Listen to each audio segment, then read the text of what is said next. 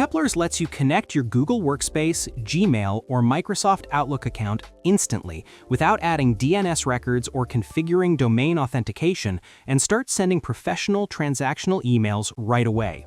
Let's see how we can do this.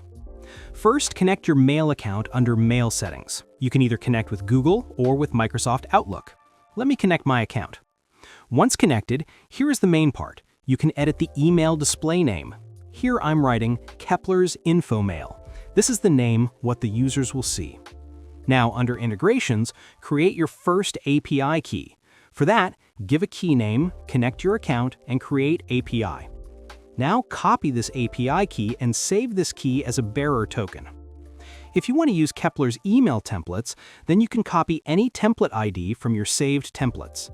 Here I'm using this, and you can see we have lots of parameters like username, OTP expiry, company name, OTP, current year.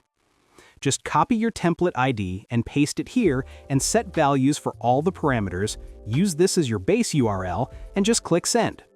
Now let's check our mailbox. And voila, here it is, with the same name Keplers Info Mail as we had edited. So, start sending emails from your personalized domain names.